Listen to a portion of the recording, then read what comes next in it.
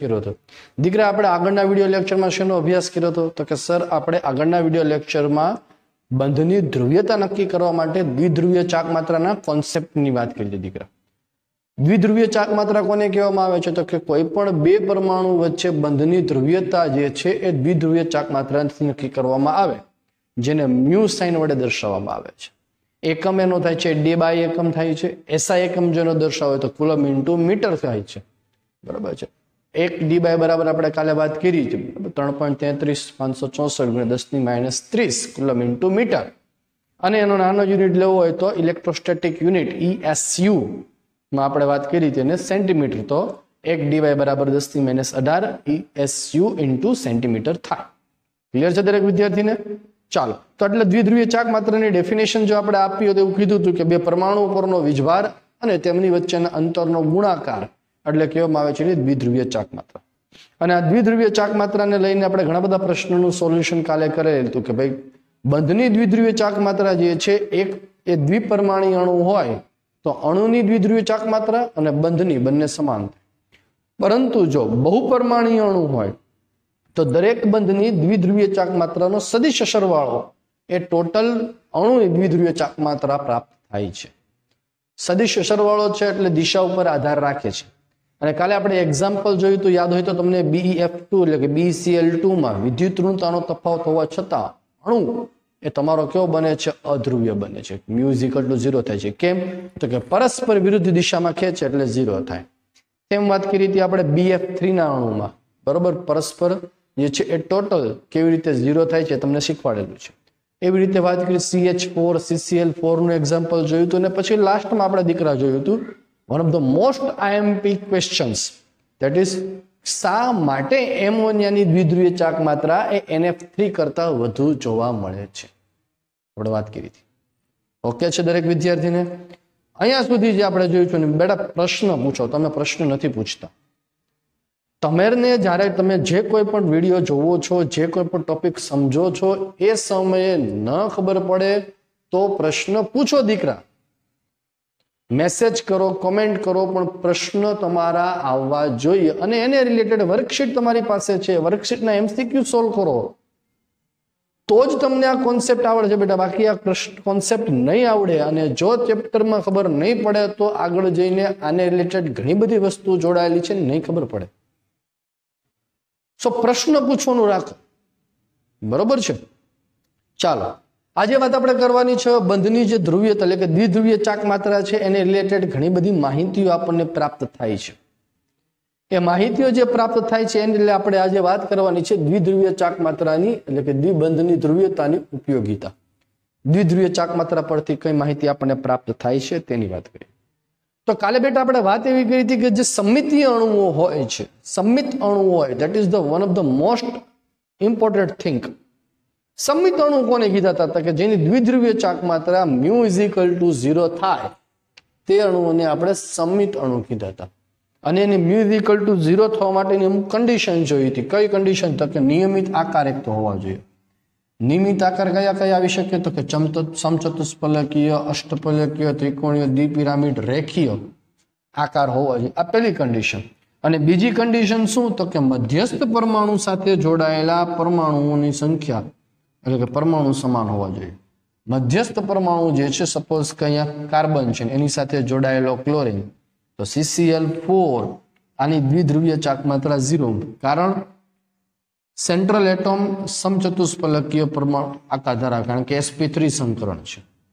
અને ચારે ચાર ખૂણા પર જોડાયેલા પરમાણુ ક્લોરીન પરમાણુ ચારે ચાર ક્લોરીન છે એટલે ખૂણા પર જોડાયેલા પરમાણુઓ જે છે એ ખૂણા પર જોડાયેલા પરમાણુઓ ચારે ચાર સમાન છે માટે એની કુલ દ્વિધ્રુવીય ચાક માત્રા μ = 0 થાય જેમાં μ = 0 થાય એવા અણુઓને સમમિત અણુઓ કીધા છે બરાબર જ્યારે અસમિત અણુઓ જે છે એના માટે μ ≠ 0 થાય એઝ પર એક્ઝામ્પલ CHCl3 કાલે એક્ઝામ્પલમાં કીધું હતું કે આમાંથી ધારો કે એક ક્લોરીનની જગ્યાએ હાઇડ્રોજન આવી જાય તો આના માટે μ ≠ 0 થશે કારણ sp3 સંકરણ છે સમચતુષ્ફલકીય આકાર છે છતાં છેડા પરનો જે પરમાણુ છે એ છેડા પરના પરમાણુ સાથે હાઇડ્રોજન એટમ જોડાયેલો છે 3 ક્લોરીન છે પણ એક હાઇડ્રોજન સો μ ≠ 0 થાય એવી રીતે NH3H2. હવે જો બેટા NH3 નો અણુ છે કે H2 નો અણુ છે એમાં લોન પેર આવી જાય છે.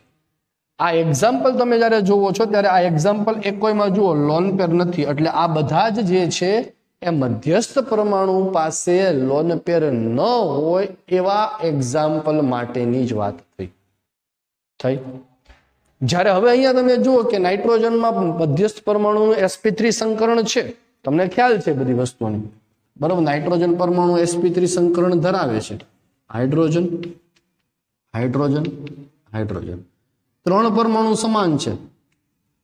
ઇલેક્ટ્રોન યુગ્મની ગોઠવણી સમચતુષ્ફલકીય શબ્દ. જો મેં શબ્દ શું વાપરું બેટા? ઇલેક્ટ્રોન યુગ્મની ગોઠવણી. આકાર નથી કીધું. આકાર જોવા જાવ તો ત્રિકોણીય પિરામિડલ આકાર થાય, પણ અહીંયા લોન પેર જે છે તમને જોવા મળે ને, લોન પેર ને પોતાની દ્વિધ્રુવીય ચાક માત્રા હોય છે. માટે લોન પેર ધરાવતા અણુઓ છે એ નેવર ક્યારે પણ એની દ્વિધ્રુવીય ચાક માત્રા 0 નહીં થાય.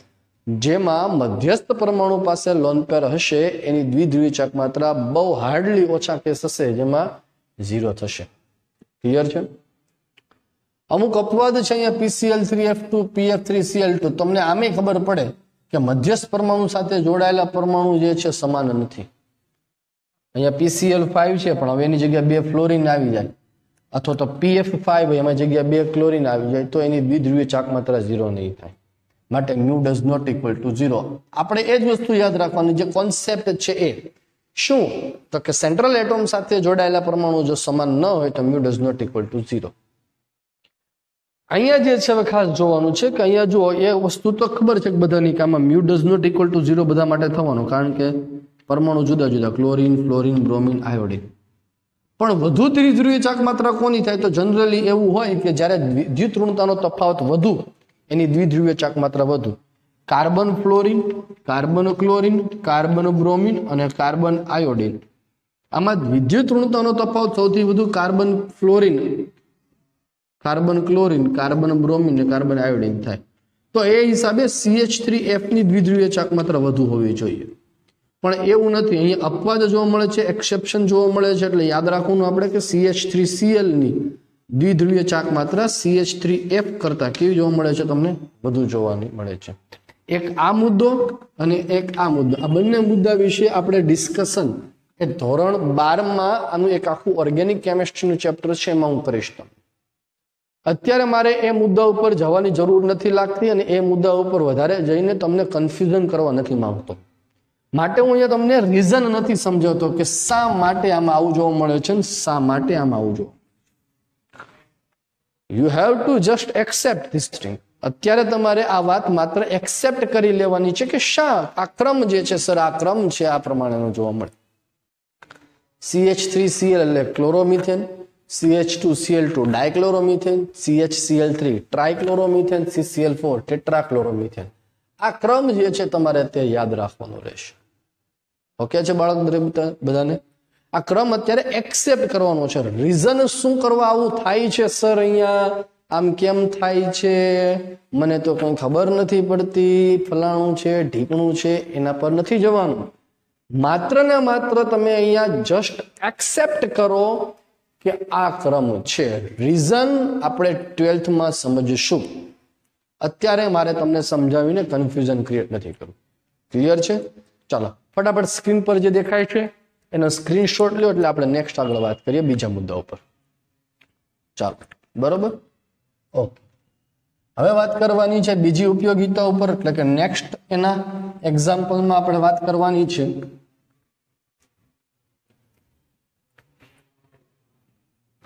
એ સમઘટકો માટે. કાર્બનિક સંયોજનો છે એમાં સિસ અને ટ્રાન્સ સમઘટકો, સિસ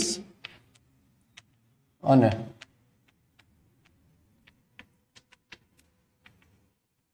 ટ્રાન્સ સમઘટકો વચ્ચેનો ભેદ.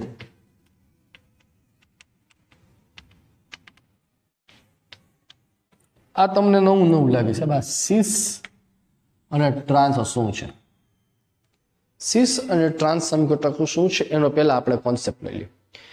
કાર્બનિક સંયોજનો જે છે એ કાર્બનિક સંયોજનોમાં જ્યારે કાર્બન દ્વિબંધ કાર્બન જોવા મળે, હું અત્યારે એનો માત્ર બેઝિક ખ્યાલ આપું છું.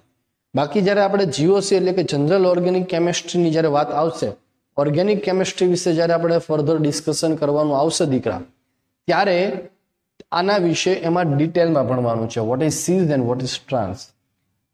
ઊંડાણમાં આપણે નથી જવાનું. અત્યારે માત્ર સીસ અને ટ્રાન્સને કેમ પારખવા એ હું તમને શીખવાડું છું ખાલી. બરોબર છે? ચાલો. તો કાર્બન ડબલ બોન્ડ કાર્બન છે, કાર્બનની સંયોજકતા બેટા 4. એટલે અહીંયા આ કાર્બન સાથે હવે 2 પરમાણુ જોડાઈ શકે, આ કાર્બન સાથે 2 પરમાણુ જોડાય છે.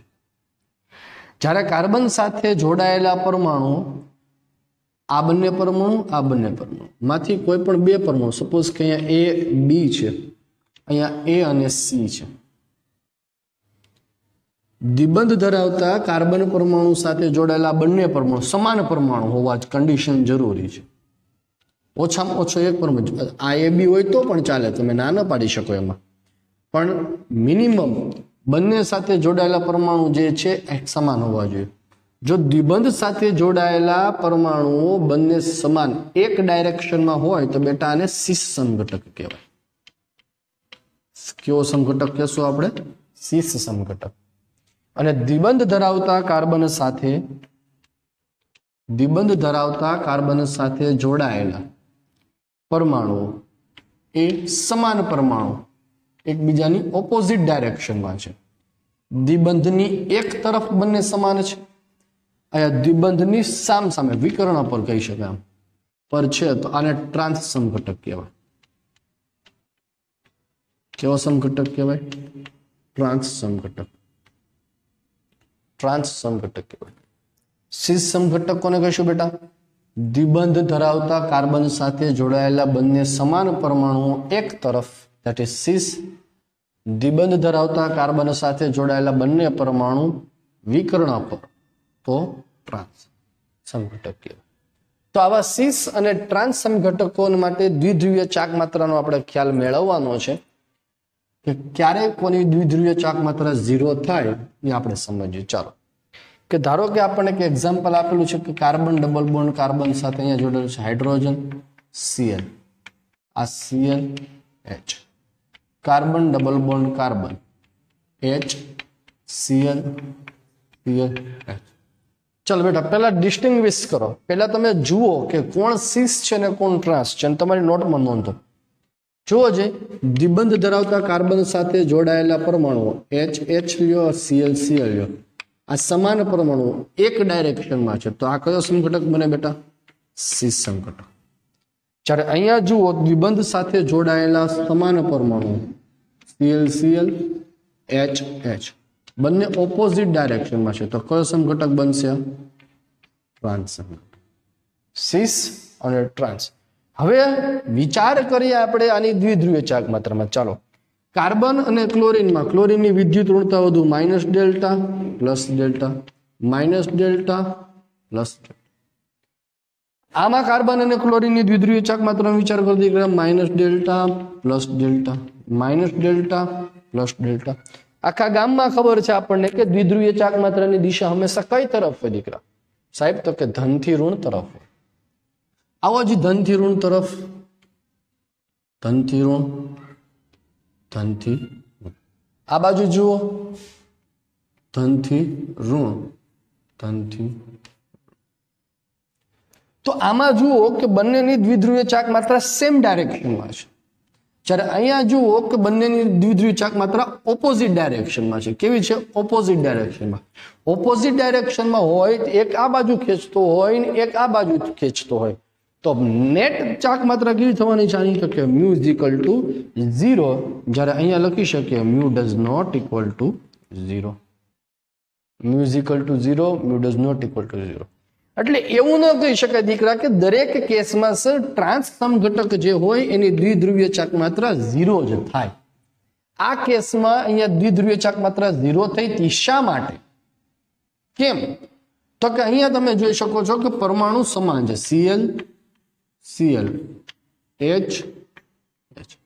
પણ અમુક કેસ એવા હોય કે જેમાં પરમાણુઓ સમાન ન જોડાયેલા. એઝ પર એક્ઝામ્પલ હું તમને વાત કરું, C double bond C, H, અહીંયા છે CH3, અહીંયા છે CH2CH. આ પરમાણુ છે. હવે આની દ્વિધ્રુવી ચાક માત્રા જે છે, નેટ દ્વિધ્રુવી ચાક માત્રા તમે છે સમ ઘટક કેવો, સિસ કે ટ્રાન્સ જોવો છે ફટાફટ.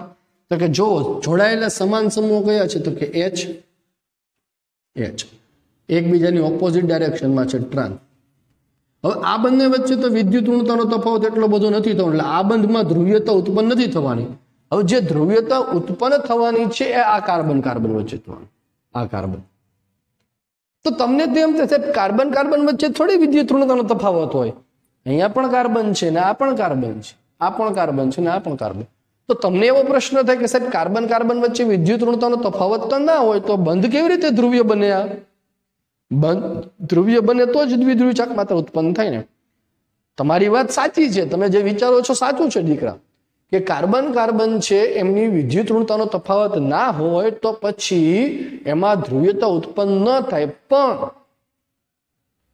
There is a condition. શું કન્ડિશન છે દીકરા? કે અહીંયા કાર્બન પરમાણુના સંકરણ સમાન હોવા જોઈએ. આ કાર્બન પરમાણુનું સંકરણ અને આ કાર્બન પરમાણુ, આ કાર્બન. તો ફરી પાછો તમને પ્રશ્ન થાય સાહેબ સંકરણ ખબર કેવી રીતે પડશે? જસ્ટ વેટ, રાજો આવશે નેક્સ્ટ લઈને અને પછીના લેક્ચરમાં સંકરણોનું બધું સમજાવીશ તમને. તો અત્યારે યાદ રાખવાનું છે કે અહીંયા કાર્બન આ દ્વિબંધ સાથે જોડાયેલો છે. કેવો છે? દ્વિબંધ છે. જો કાર્બન પરમાણુ દ્વિબંધથી જોડાયેલો હોય તો એ કાર્બન પરમાણુ sp2 સંકરણ કહેવાય. આ sp2 સંકરણ. આ કાર્બન પરમાણુ છે એ સિંગલ બંધથી જોડાયેલો, હાઇડ્રોજન સાથે સિંગલ બંધ જ છે, માટે આ કાર્બન પરમાણુનું sp3 સંકરણ, sp3 સંકરણ. હંમેશા જ્યારે કાર્બન પરમાણુ હોય ત્યારે વિદ્યુત ઋણતાનો ક્રમ નોંધી રાખજો. આમ તો આગળ ત્રીજા ચેપ્ટરમાં કરાવેલું જ છે, વિદ્યુત ઋણતાનો ક્રમ. sp સંકરણ ધરાવતો એટલે કાર્બન ટ્રિપલ બોન્ડ કાર્બન સૌથી વધુ, ત્યાર પછી sp2 કાર્બન દ્વિબંધ કાર્બન, અને ત્યાર પછી sp3 carbon single bond carbon. તો અહીંયા sp2 અને sp3 છે તો વધુ વિદ્યુત ઋણતા કોની થવાની છે? sp2 ની. Minus delta plus delta, minus delta plus delta.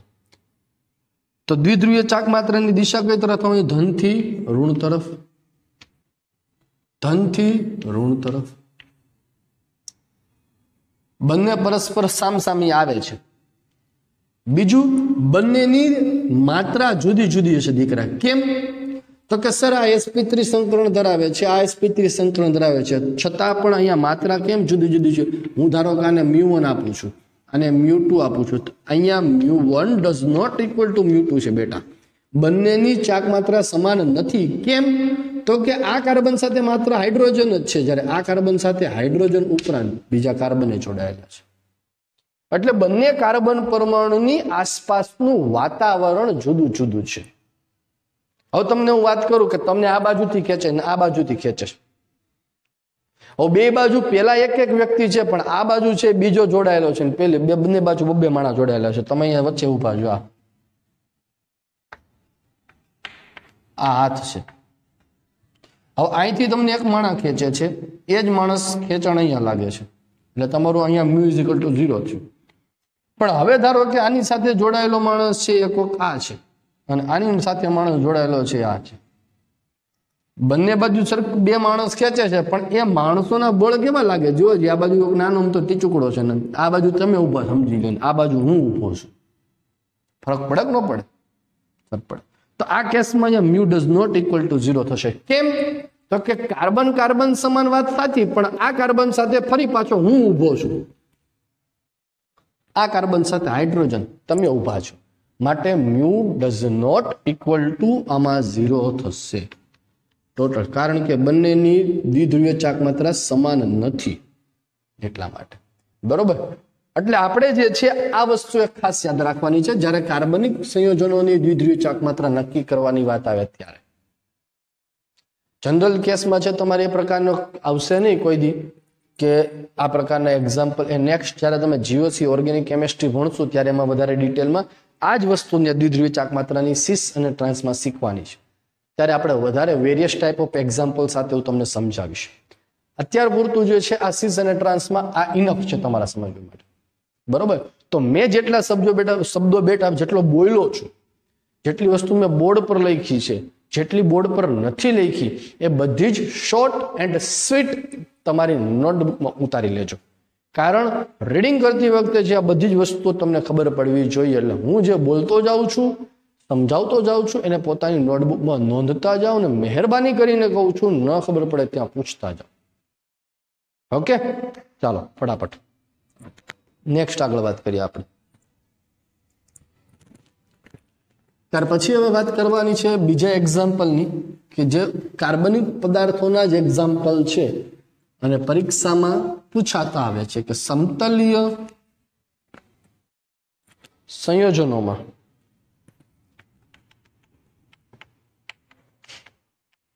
સમતલીય સંયોજનો જેવા કે બેન્ઝીન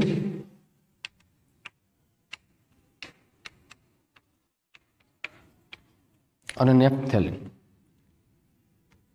બેન્ઝીનનું બંધારણ બેટા આ પ્રકારે છે.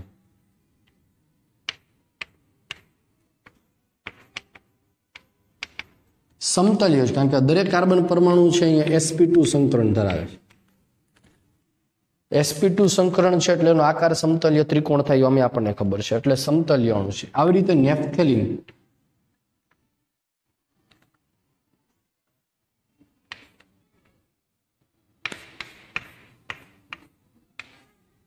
આ નેપ્થેલિન છે, બે ચક્ર આવી રીતે જોડાયેલા હોય તો આ નેપ્થેલિન. બંનેમાં સમતલીય અણુ છે એટલે μ=0 થશે. આ યાદ રાખો, μ=0 કારણ સમતલીય અણુ છે.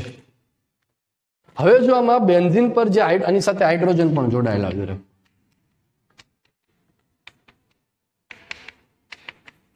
હવે જો હાઇડ્રોજન પર વિસ્થાપન એટલે સમૂહ બદલી નાખીએ Cl Cl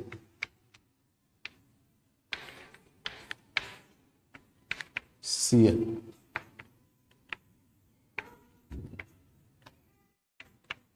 Cl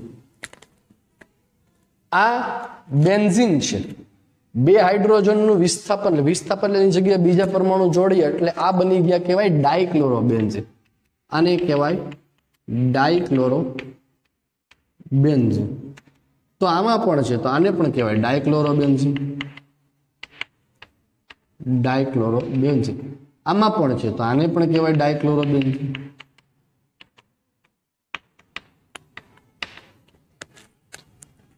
આમ જોવા જાવ તો બંને પરમાણુ પાસે છે એટલે પાસેના ઘરના કહેવાય, પાડોશી છે. આનું ઘર છે એ એક ઘર મૂકીને છે ત્રીજા ઘરે છે, આનું ઘર છે બે ઘર મૂકીને ચોથા ઘરે છે. નામ હરખા જ છે, ડાયક્લોરોબેન્ઝીન.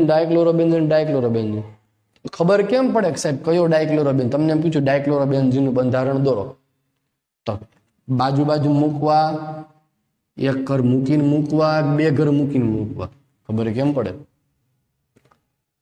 તો એને પારખવા માટે જે છે આને શબ્દ વાપરવામાં આવે કે જો પાડોશી હોય બાજુ તો એને ઓ કહેવાય, એટલે કે ઓર્થો ડાયક્લોરોબેન્ઝીન.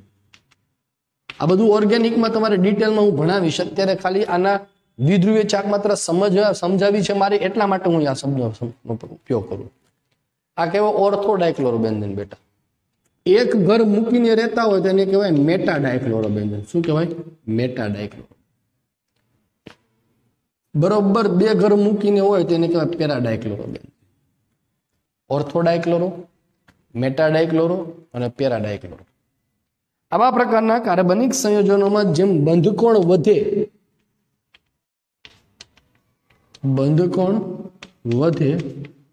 તેમ મ્યુ ઘટે. બંધકોણ એટલે કે આ બંને વચ્ચેનો પણ આ બે ક્લોરીન વચ્ચેનો, અહીંયા જો આ બે ક્લોરીન વચ્ચેનો બંધકોણ, આ બંને ક્લોરીન એકબીજા પરસ્પર સામે છે 180. એટલે આની દ્વિધ્રુવીય ચાક માત્ર તમે સમજો તો આ માઇનસ ડેલ્ટા કાર્બન જોડાયેલો છે plus delta, minus delta plus delta. એટલે આની દ્વિધ્રુવીય ચાક માત્ર ધનથી ઋણ પરસ્પર કેવી છે? એકબીજાની વિરુદ્ધ દિશામાં. માટે પેરાસમ ઘટક જે હોય એના માટે μ=0 થશે. પેરાસમ ઘટકો કે જેમાં બેન્ઝીન સાથે અહીંયા જોડાયેલા બંને સમૂહો એ સમાન હોય તો એ સમાન હોય તો જો પાડોશી ક્યારે કહેવાય? સમાન હોય તો જ.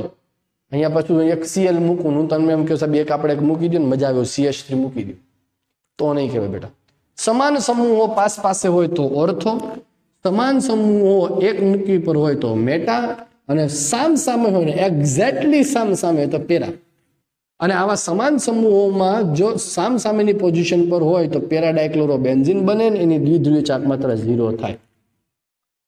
બંધકોણ જેમ વધે તેમ મ્યુ ઘટે, એટલે આમાં બંધકોણ ઓછો છે એટલે આની દ્વિધ્રુવીય ચાક માત્રા વધુ. આમાં બંધકોણ n થી વધુ છે એટલે એના કરતા ઓછી, અને પેરાની તો 0 જ થવાની છે દીકરા. તો કયા કયા સમૂહો હોય તો આવા પ્રકારના કેસમાં 0 બને? તો યાદ રાખવાનું, chlorine, fluorine, bromine, iodine, OH વગેરે માટે મ્યુ ઇઝ ઇક્વલ ટુ 0 થાય પેરા માટે. પરંતુ COOH, CHO, COOR માટે mu does not equal to 0 para. એટલે અહીંયા Cl છે તો મ્યુ ઇઝ ઇક્વલ ટુ 0 થાય, OH હોય તો મ્યુ ઇઝ ઇક્વલ ટુ 0 થાય, પણ COOH હોય તો mu does not equal to 0 થાય. પેરા સમઘટક છે પણ છતાં mu does not equal to 0 બને. ઓર્ગેનિક કેમિસ્ટ્રીમાં ડિટેલમાં સમજાવીશ. અત્યારે આ તો MCQમાં કોઈ જગ્યા ઘૂસી જાય તો તમને આવડવું જોઈએ દીકરા, એટલા માટે હું છે તમને બધું કરાવું છું. બાકી એની કોઈ એવી બધી અત્યારે રિક્વાયરમેન્ટ નથી. બરોબર છે? ચાલો સ્ક્રીન પર જે દેખાય છે એને ફટાફટ લખી નાખો, એટલે આપણે નેક્સ્ટ બંધની ધ્રુવીયતા માટેનો મુદ્દો સમજીએ. બરોબર? ક્લિયર? ચાલો, અને છેલ્લી હવે ઉપયોગિતા આપણે સમજીએ કે આયનીય લક્ષણ, આયનીય ટકાવાર અણુમાં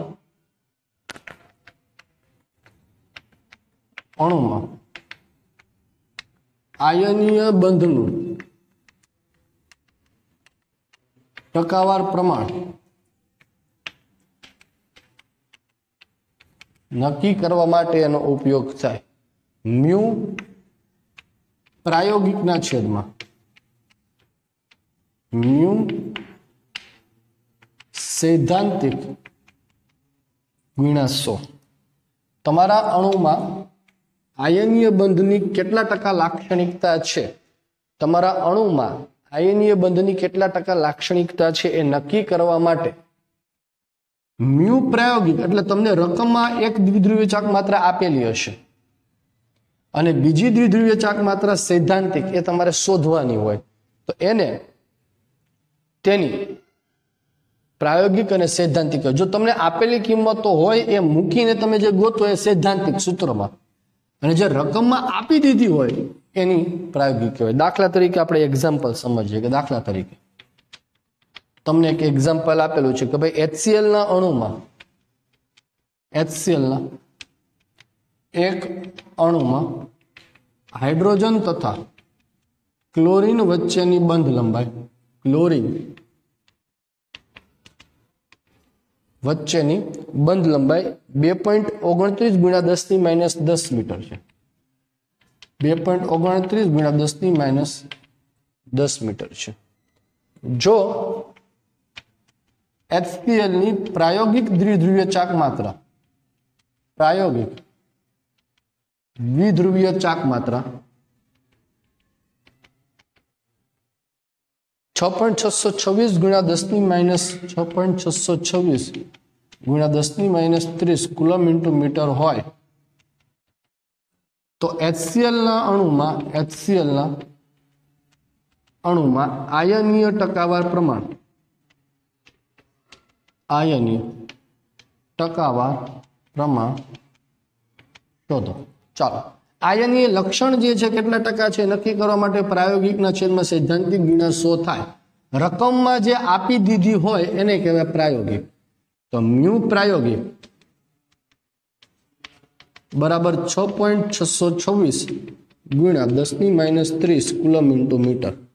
મ્યુ સૈદ્ધાંતિક આપણે ગોતવી પડે, મ્યુ સૈદ્ધાંતિક ગોતવી પડે, ક્યુ ઇન્ટુ ડી. ક્યુ એટલે વીજભાર, કેટલું હોય હંમેશા 1.6 ગુણ્યા 10⁻19 કુલમ.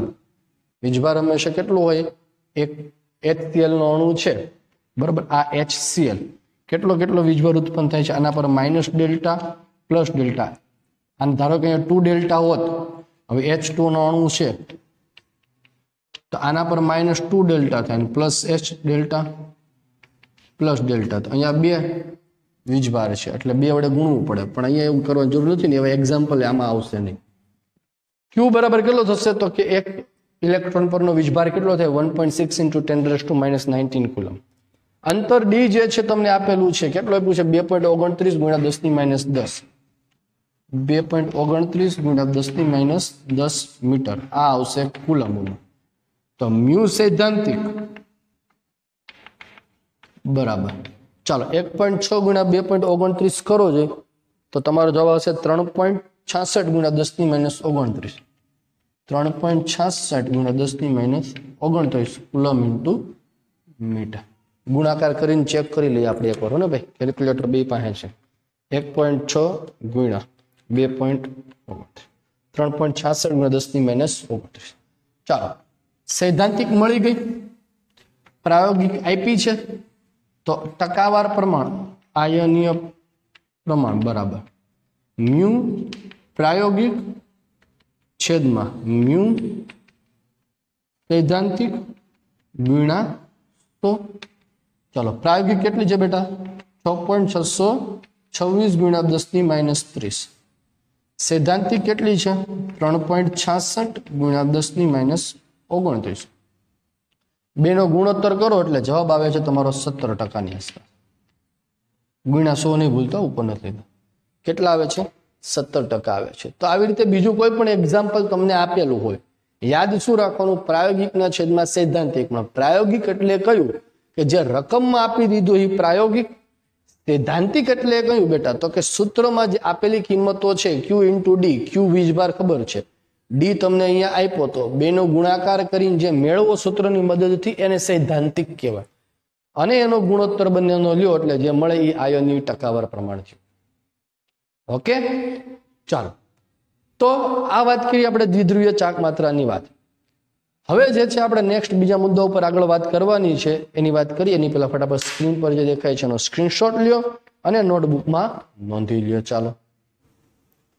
ચાલો બેટા બંધની ધ્રુવીયતા અને તેની એપ્લિકેશન એટલે કે તેના ઉપયોગો વિશે સંપૂર્ણ અભ્યાસ કર્યા પછી now we have to go further એટલે કે હવે આપણે એક નવા ટોપિક ઉપર આગળ વધવાના છે મિત્રો આપણે અત્યાર સુધી જે વાત કરી એમાં આપણે સહસંયોજક બંધ સ્વર્ગ સહસંયોજક બંધ અને આયનીય બંધ વિશે વાત કરી આયનીય બંધમાં સહસંયોજક વલણ એ ફઝાનના નિયમથી સમજાય અને સહસંયોજક બંધ જે છે એમાં આયનીય વલણ એ દ્વિધ્રુવીય ચાક માત્રાથી સમજાય હવે જે બધી આપણે વાત કરવાની છે બધી જ મોટાભાગે સહસંયોજક અણુની વાત કરવાની છે એટલે કે સહસંયોજક અણુની રચના કેવી રીતે થાય છે દીકરા પરમાણુઓ કેવી રીતે જોડાય અને સહસંયોજક અણુ બનાવે છે એની વાત આપણે કરીએ તો હવે આપણે વાત જે કરવાની છે એમાં તો કે ભાઈ સહસંયોજક બંધથી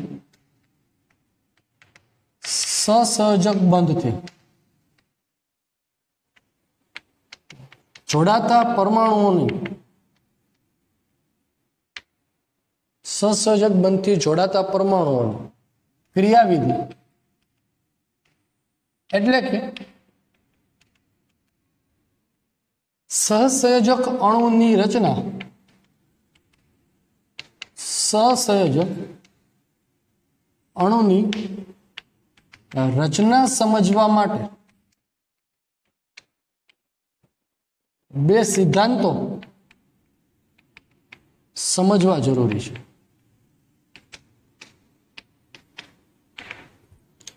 પહેલો સિદ્ધાંત જે છે એ છે સંયોજકતા બંધનવાદ સંયોજકતા બંધનવાદ જેને ઇંગ્લિશમાં કહેવાય છે વેલેન્સ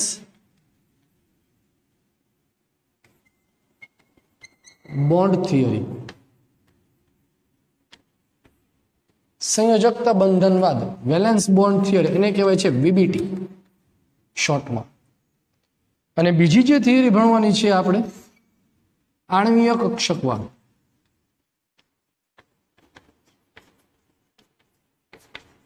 આણ્વીય કક્ષકવાદ મોલેક્યુલર ઓર્બિટલ થિયરી, જેને શોર્ટ ફોર્મમાં કહેવાય છે એમઓટી. આ બે સિદ્ધાંતો બેટા આપણને એ સહસંયોજક અણુની રચના સમજાવે છે કે કેવી રીતે પરમાણુ સંમિશ્રણ પામે છે અને કોઈ એક અણુની રચના કરે છે. આ વીબીટી અને એમઓટી થિયરીની મદદથી સમજે. જો બંને થિયરી જે છે એ બંને થિયરીને બંને વસ્તુ એક જ જગ્યાએ લઈ જાય છે કે અણુની રચના કેમ થાય છે, પણ બંનેના રસ્તા જુદા જુદા છે. એક કોઈ છે બીજી થિયરીથી સમજાવે છે, વીબીટી કોઈ બીજી થિયરીથી સમજાવે છે, પણ છેલ્લે પહોંચે છે ક્યાં આપણે, તો કે અણુની રચના કેવી રીતે થાય. શું બંને વચ્ચેનો ડિફરન્સ છે, શું બંને કેવા માંગે છે, એ હવે આપણે વાત કરવાની છે. જેમાં આજે સૌપ્રથમ આપણે વાત કરવાની છે વીબીટીની, સંયોજકતા બંધનવાદ. બરોબર, એટલે ટાઇટલ આપણે આપશું આજે વીબીટી. વીબીટી થિયરી જે છે એ સૌપ્રથમ સિજ્વિક અને પોવેલ નામના વૈજ્ઞાનિકે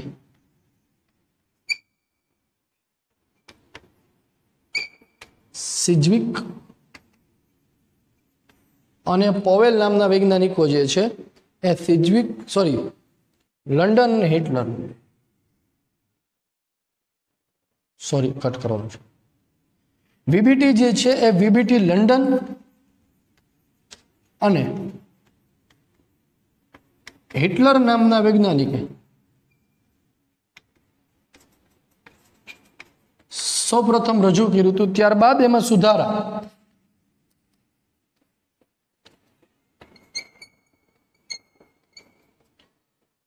સુધારા છે એ લિનસ પાઉલિંગ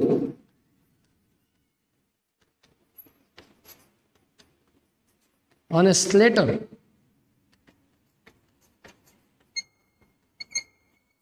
નામના વૈજ્ઞાનિક દર્શાવ્યું.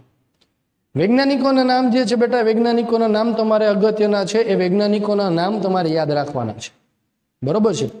તો લંડન અને હિટલર નામના વૈજ્ઞાનિકે સૌપ્રથમ વીબીટીની રજૂઆત કરી હતી, જેમાં સુધારા વધારે લિનસ પાઉલિંગ અને સ્લેટર નામના વૈજ્ઞાનિકે કર્યા. સિદ્ધાંતના મત પ્રમાણે કે જ્યારે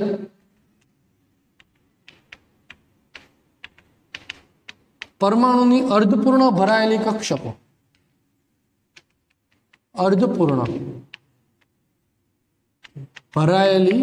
કક્ષકો એકબીજાની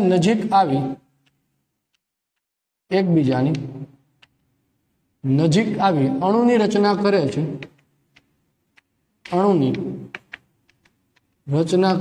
ત્યારે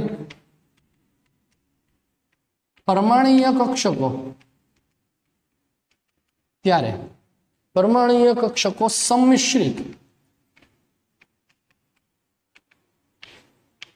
થાય છે. કોઈ પણ પરમાણુની અર્ધપૂર્ણ ભરાયેલી કક્ષકો, કોઈ પણ પરમાણુ જે છે એ કોઈ અણુની જ્યારે રચના કરે છે ત્યારે એમાં ભાગ લેતા બંને પરમાણુની અર્ધપૂર્ણ ભરાયેલી કક્ષક, કારણ જેની પૂર્ણ ભરાયેલી કક્ષકો છે એ અણુની રચના નહીં કરે. દાખલા તરીકે નિષ્ક્રિય વાયુ, helium, neon, argon, krypton, xenon, radon. ઝેનોનના થોડા ઘણા સંયોજનો છે જોવા મળે છે, એ પણ એક્સેપ્શનલ છે, અપવાદ સ્વરૂપે છે. પણ બાકીના કોઈ પણ પરમાણુ છે એ અણુની રચના નહીં કરે બેટા. અણુની રચના કોણ કરશે, તો કે જેની અર્ધપૂર્ણ ભરાયેલી કક્ષકો છે. આ અર્ધપૂર્ણ ભરાયેલી કક્ષકો એકબીજા સાથે નજીક આવી સંમિશ્રિત થાય છે. બરોબર છે. ઘણી વાર એવું પણ બનેલું હોય કે ભાઈ અણુની રચનામાં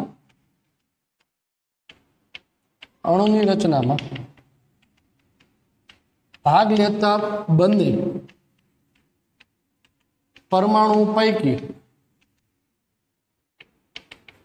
કોઈ એક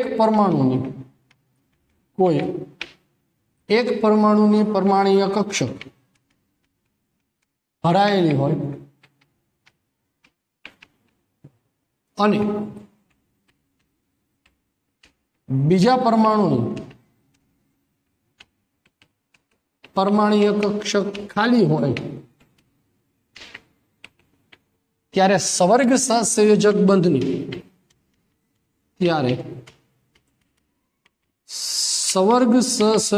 બંધથી અણુની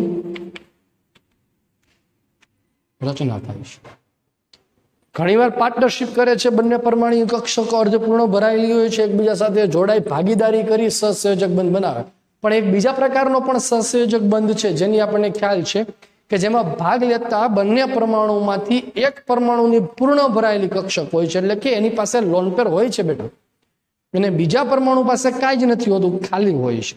તો બંને એકબીજા સાથે જ્યારે જોડાય ત્યારે કયા પ્રકારના બંધની રચના થાય છે? તો કે ત્યારે સવર્ગ સહસંયોજક બંધની રચના. કયા પ્રકારની બંધની રચના થાય છે? સવર્ગ સહસંયોજક. આપણે H2 અણુની રચના એ VBT થી સમજીએ, એટલે કે હાઇડ્રોજન અણુની રચના એ સંયોજકતા બંધન માર્ગની મદદથી VBT થિયરીની મદદથી સમજાવો. ધારો કે H2 અણુની રચનામાં ભાગ લેતા પરમાણુઓ HA તથા HB છે. બંને પરમાણુને અલગ દર્શાવવા માટે આપણે HA HB કીધું, H1 H2 પણ તમે કરી શકો, તથા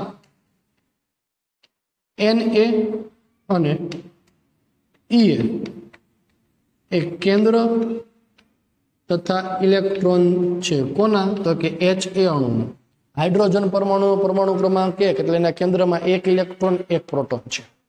NB તથા EB એ કેન્દ્ર તથા ઇલેક્ટ્રોન છે. કોનો? HB. બરોબર છે.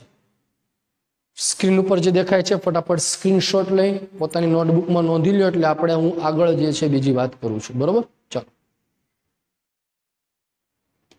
તો આ બંને પરમાણુ જે છે, બંને પરમાણુ અત્યારે એકબીજાથી દૂર છે બેટા. બંને પરમાણુ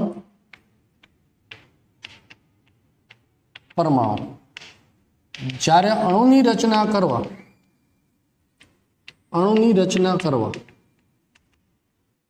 નજીક આવે છે ત્યારે તેમની વચ્ચે આકર્ષણ અને અપાકર્ષણ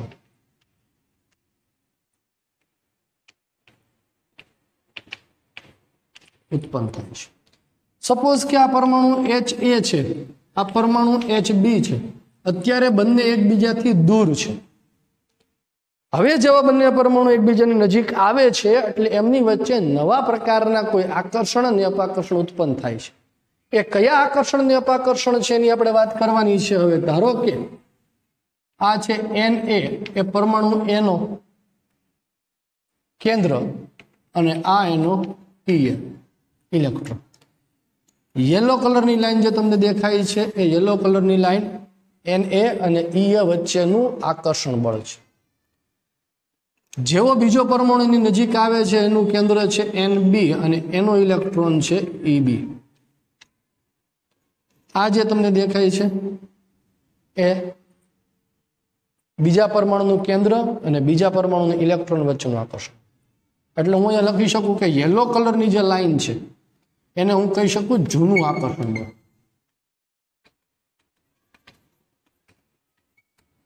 જૂનું આકર્ષણ બળ ઇટ મીન્સ કે એનામાં ઓલરેડી હાજર જ હતું.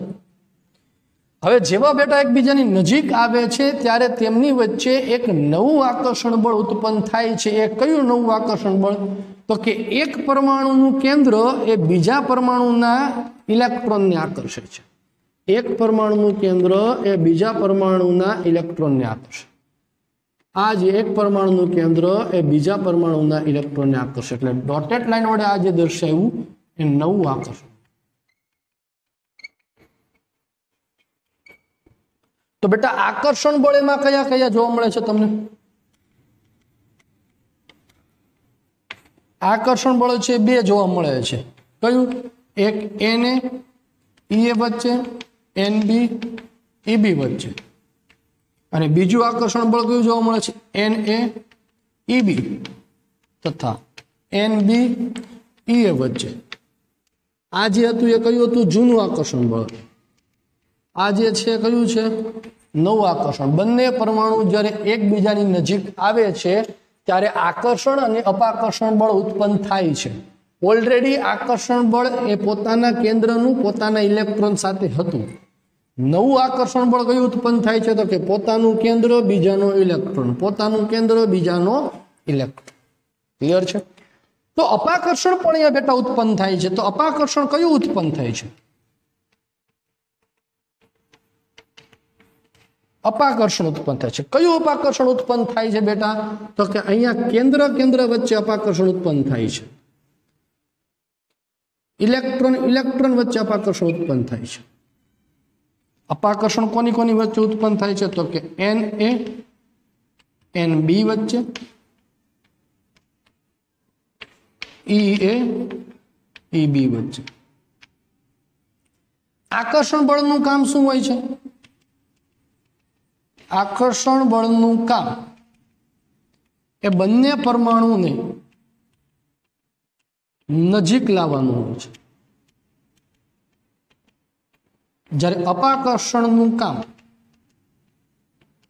અપાકર્ષણનું કામ એ બંને પરમાણુને દૂર લઈ જવાનું હોય છે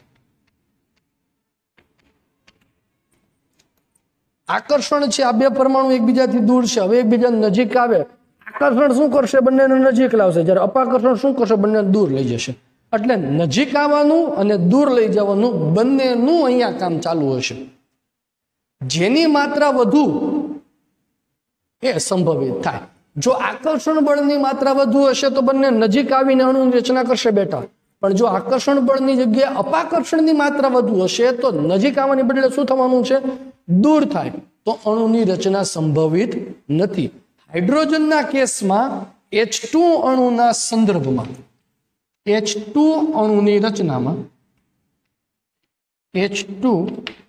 રચનામાં આકર્ષણની માત્રા એ અપાકર્ષણ કરતા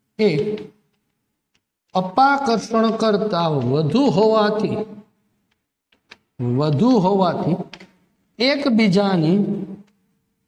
એકબીજાની નજીક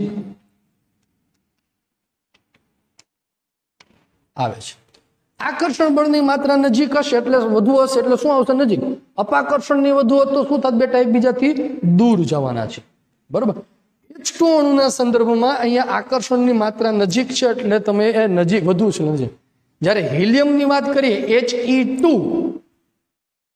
હિલિયમના સંદર્ભમાં વાત કરીએ તો અપાકર્ષણની માત્રા વધુ હોય આકર્ષણની ઓછી હશે માટે He2 અણુ ક્યારેય સંભવિત નથી બેટા He2 અણુ ક્યારે પોસિબલ નથી કેમ તો કે અપાકર્ષણની માત્રા વધુ છે એટલે બંને હિલિયમ પરમાણુ નજીક નથી આવી શકતા દૂર જ રહેશે અણુની રચના ન થાય ત્યારે હાઇડ્રોજનમાં આકર્ષણની માત્રા વધુ છે એટલે નજીક આવે છે બંને નજીક જેવા આવે એટલે એકબીજાની નજીક આવશે અને અણુની રચના તરફ લઈ જશે હવે અગત્યની વાત છે સમજો આ બાજુનો ભાગ લખી નાખ્યો છે તમે બરાબર હવે સર તમે કીધું એ પ્રમાણે કે નજીક આવે છે વાત સાચી છે ચાલો બંને નજીક પણ ક્યાં સુધી નજીક આવશે બંને પરમાણુ એકબીજાની નજીક આવે છે કારણ કે આકર્ષણની માત્રા વધુ છે પણ નજીક આવે છે પણ ક્યાં સુધી બંને એકબીજાને અથડાઈ જશે સંભવિત છે નહીં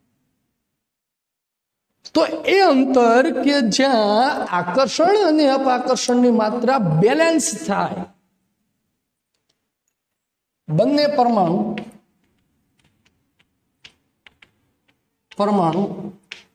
નજીક આવીને જે અંતરે આકર્ષણ અને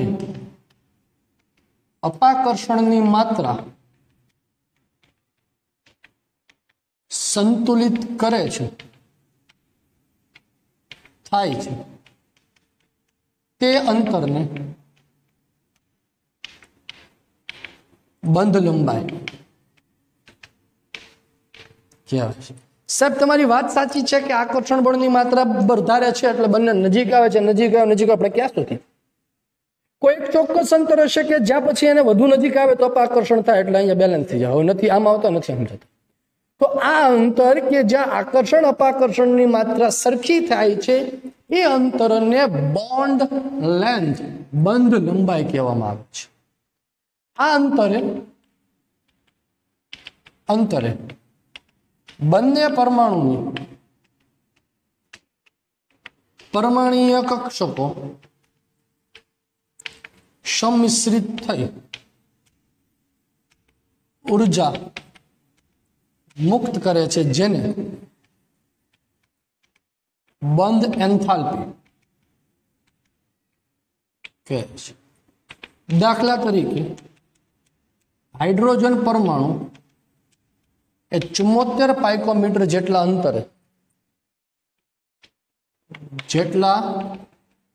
અંતરે ગોઠવાઈને 435.8 કિલો જૂલ જેટલી ઉર્જા મુક્ત કરે છે, તેને H2 અણુની બંધ એન્થાલ્પી કહેવાય છે. બંને પરમાણુ જેવા એકબીજાની નજીક આવતા જાય છે એટલે એની ઉર્જા છે એ ઘટતી જાય છે, સ્થિતિ ઉર્જા છે એની ઘટતી જાય, અને એકબીજા સાથે જ્યારે જોડાય ત્યારે અમુક ચોક્કસ પ્રકારની ઉર્જા રિલીઝ કરે, મુક્ત કરશે. હવે જેટલી ઉર્જા મુક્ત કરે એટલી ઉર્જા તમે એને બંધ તોડવા માટે શું કરવી પડે? આપવી પડે. સ્વાભાવિક વસ્તુ છે. બંધ બંધતી વખતે જો ઉર્જા મુક્ત થાય તો બંધ તોડવા ઉર્જા શું કરવી પડે બેટા? આપવી પડે. અને જે આપવી પડતી ઉર્જા છે એને કહેવાય બંધ ઉર્જા કહેવામાં. અહીંયા મુક્ત થતી ઉર્જાની વાત કરી છે. આલેખની મદદથી તમને સમજાવું. ચાલો જો, અહીંયા છે ઉર્જા, આ છે બંધ લંબાઈ, અહીંયા ઉર્જા છે 0, એટલે અહીંયા નીચે કેવી હશે? માઇનસ, ઉપર કેવી હશે? પ્લસ. હવે થાય છે શું? શરૂમાં જે છે પરમાણુ બંને એકબીજાથી દૂર છે. હાઇડ્રોજનનો HA, હાઇડ્રોજનનો HB, આ બંનેની ઉર્જા પેલા 0 છે, સમજીએ આપણે એવું સમજીએ. હવે બંને જેવા એકબીજાની નજીક આવશે એટલે ઉર્જા છે એની ઘટતી જશે. અહીંયા બંને પરમાણુ જો નજીક આવે છે, HA HB, ઉર્જા ઘટે છે. બંને પરમાણુ જ્યારે સંમિશ્રિત થાય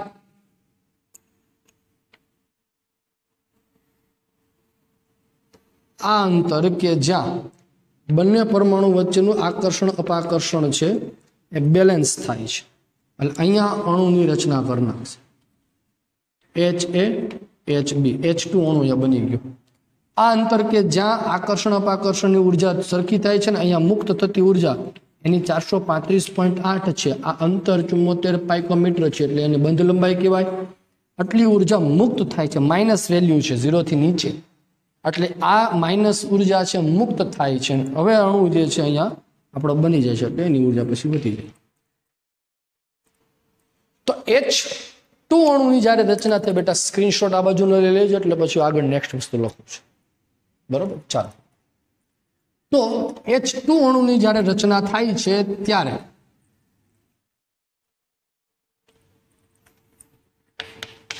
HA પ્લસ HB બનાવે છે. H2 આ દરમિયાન 435.8 કિલો જૂલ પ્રતિ મોલ જેટલી ઉર્જા છૂટી પડે છે, એટલે માઇનસ છૂટી પડે એટલે પ્રક્રિયા કેવી કહેવાય? ઉષ્માક્ષેપક કહેવાય. હવે આનું ઊંધું વિચારો કે જ્યારે H2 નો બંધ તોડવો હોય તો મારે ઉર્જા કેટલી આપવી પડે? 435.8. આ ઉર્જા એટલે એને કહેવાય એની બંધ ઉર્જા, બંધન ઉર્જા અથવા તો બંધ એન્થાલ્પી, એને કહેવાય એની બંધ એન્થાલ્પી. બરોબર. તો 435.8 કિલો જૂલ જેટલી તમે ઉર્જા આપો એટલે અણુ જે છે એની રચના થાય છે. ક્લિયર છે? તો આ H2 અણુની રચના આપણે VBT થિયરીથી કરે છે. તો સંયોજકતા બંધનવાદ શું કહે છે બેટા? તો કે પરમાણુ છે એકબીજાની નજીક આવશે, આકર્ષણ અપાકર્ષણ થશે, પરમાણુય કક્ષકોનું સંમિશ્રણ થશે. પરમાણ્વીય કક્ષકોનું સંમિશ્રણ કેવા પ્રકારનું થાય આપણે નેક્સ્ટ આગળ વાત કરવાની છે, પણ શબ્દો એમાં આવે છે કે અહીંયા પરમાણ્વીય કક્ષકોનું સંમિશ્રણ થાય છે. એ સંમિશ્રણ કયા અંતરે થાય તો કે જ્યાં આકર્ષણ અપાકર્ષણની માત્રા બેલેન્સ થાય તે. આ અંતર એટલે એને કહેવાય બંધ લંબાઈ, અને આ દરમિયાન મુક્ત થતી ઉર્જા એટલે એને કહેવાય 435.8 કિલોજૂલ પ્રતિ મોલ. હાઇડ્રોજન માટે એટલે એ બંધ એન્થાલ્પી થઈ. ક્લિયર છે? ઇટ મીન્સ કે અહીંયા અણુની રચના થવા માટે પરમાણ્વીય કક્ષકોનું સંમિશ્રણ થવું જરૂરી છે બેટા. જો પરમાણ્વીય કક્ષકોનું સંમિશ્રણ થાય તો જ અણુની રચના થાય, બાકી ન થાય. ખ્યાલ આવે છે? ફરીવાર રિવાઇઝ કરાવી દઉં છું. વીબીટી થિયરી શું કહે છે? વીબીટી થિયરી કે અથવા તો તમને પરીક્ષામાં પ્રશ્ન પૂછાય, 4 માર્ક્સનો કે 5 માર્ક્સનો પ્રશ્ન પૂછાય છે, સંયોજકતા બંધનવાદ સમજાવો અથવા તો H2 અણુની રચના વીબીટી થિયરીથી સમજાવો. વીબીટી થિયરી કોના માટે હોય છે તો કે સહસંયોજક અણુની રચના માટેનો કોન્સેપ્ટ સમજાવે છે, કેવી રીતે સહસંયોજક અણુ બને છે. હિટલર અને લંડન નામના વૈજ્ઞાનિકે એને પ્રસ્થાપિત કર્યો અને ત્યારબાદ લિનસ પાઉલિંગ અને સ્લેટર નામના વૈજ્ઞાનિકે એને વધુ પ્રખ્યાત. શું કહે છે કે જ્યારે અણુની રચના થાય છે ત્યારે બંને પરમાણ્વીય કક્ષકોની અર્ધપૂર્ણ ભરાયેલી કક્ષકોનું સંમિશ્રણ થાય છે, અણુની રચના થાય છે. ઘણીવાર સવર્ગ સહસંયોજક બંધ પણ બને છે. કેવી રીતે બને છે એ ઉપર નથી જતા આપણે. ધારો કે H2 અણુની રચનામાં ભાગ લેતા પરમાણુ HA અને HB, એના કેન્દ્ર NaEA, બીજા HB નું કેન્દ્ર NbEb. બંને પરમાણુ છે અત્યારે દૂર છે એટલે સ્થિતિ ઉર્જા છે એની 0 છે. જેવી એકબીજાની નજીક આવે છે એટલે એની સ્થિતિ ઉર્જા જે છે ઘટતી જાય છે. નજીક જેવા આવે એટલે આકર્ષણ અને અપાકર્ષણ બંને ઉત્પન્ન થાય છે. જો આકર્ષણની માત્રા વધુ હશે તો નજીક આવશે, અપાકર્ષણની માત્રા વધુ હશે તો દૂર જશે. H2 અણુમાં આકર્ષણની માત્રા વધુ છે, જ્યારે He2 અણુમાં અપાકર્ષણની માત્રા વધુ છે. તમારે જોવું હોય તો જુઓ, જો તમે He2 અણુમાં જુઓ, તમારી રીતે ટ્રાય કરજો કે He2 અણુમાં અપાકર્ષણ કોની વચ્ચે થવાનું છે. બરોબર છે? અપાકર્ષણ કોની વચ્ચે થવાનું છે જોજો. અપાકર્ષણ વધુ પ્રમાણમાં જોવા મળશે એટલે તમને ખ્યાલ આવી જશે. માટે He2 અણુ ક્યારે સંભવિત નથી. H2 અણુમાં આકર્ષણ વધુ છે એટલે બીજા નજીક આવે છે પણ ક્યાં સુધી કે બંને જોડાઈ જશે, કેન્દ્ર ભટકાશે નહીં. બંને એકબીજાની નજીક આવીને એવા અંતરે સ્ટેબલ થશે કે જે આકર્ષણ અને અપાકર્ષણની માત્રા બેલેન્સ થશે. આ અંતર એટલે એને કહેવાય બંધ લંબાઈ, અને બંને અહીંયા આવીને સંમિશ્રિત થશે. એ દરમિયાન મુક્ત થતી ઉર્જા એટલે એને કહેવાય એની બંધ એન્થાલ્પી, ધેટ ઇઝ ધ બંધન ઉર્જા. H2 અણુ માટે અંતર 74 પાઇકોમીટર છે અને દરમિયાન મુક્ત થતી ઉર્જા 435.8 કિલોજૂલ છે. ક્લિયર છે? તો ફટાફટ મિત્રો અહીંયા એકવાર વિડીયો પોઝ કરો અને વિડીયો પોઝ કરીને જે છે એ તમારી ટેક્સ્ટબુકમાંથી સંયોજકતા બંધનવાદ જે છે એ ફટાફટ જોઈ જાઓ. બરોબર છે?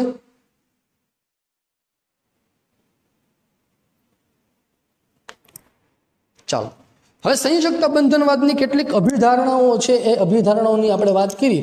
અત્યારે સંયોજકતા બંધનવાદ સમજાવ્યું મેં તમને શું કહેવામાં આવે, પણ સંયોજકતા બંધનવાદ છે એની અભિધારણાઓ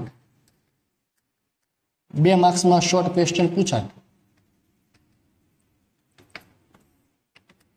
વીબીટી થિયરી, સંયોજકતા બંધનવાદ જે છે એ સંયોજકતા બંધનવાદની અભિધારણાઓ છે. પહેલું, સંમિશ્રિત થતી પરમાણ્વીય કક્ષકો વચ્ચે ઉર્જાનો તફાવત વધુ હોવો જોઈએ નહીં. આપણે વાત કરી પ્રમાણે કે 2 પરમાણુની પરમાણ્વીય કક્ષકો અર્ધપૂર્ણ પરમાણ્વીય કક્ષકો નજીક આવીને સંમિશ્રિત પામે તો શું કોઈ પણ પરમાણુની કક્ષકો નજીક આવીને અણુ રચી જતા છે? મજા આવી, આજે રવિવાર છે તો એક હાઇડ્રોજન કે હાલો હું આટો મારી આવું, આ બધું ક્લોરીન કે હાલો હું આટો મારી આવું, 2 જોડાઈ જતા હશે? નહીં, એવું ન હોય. કેવા પ્રકારની પરમાણ્વીય કક્ષકોનું સંમિશ્રણ સંભવિત છે તો કે જેમાં ઉર્જાનો તફાવત વધુ ના હોય એવી પરમાણ્વીય કક્ષકો છે એકબીજાની સંમિશ્રિત થાય છે. ચાલો, ત્યાર પછી પરમાણ્વીય કક્ષકો અર્ધપૂર્ણ હોવી જોઈએ અને તેમના ઇલેક્ટ્રોનની સ્પિન તેમના ઇલેક્ટ્રોનના ભ્રમણની દિશા એ પરસ્પર વિરુદ્ધ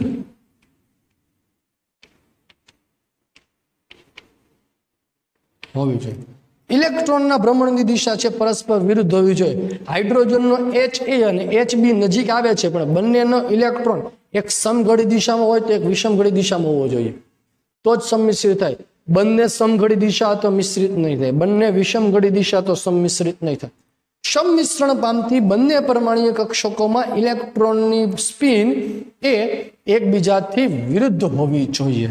અને ત્રીજું અને અગત્યની વસ્તુ કે સંમિશ્રિત પામતી પરમાણ્વીય કક્ષકો શક્ય તેટલી વધુ નજીક આવી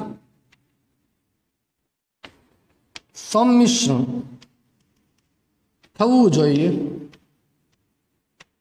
જેથી પ્રબળ બંધની રચના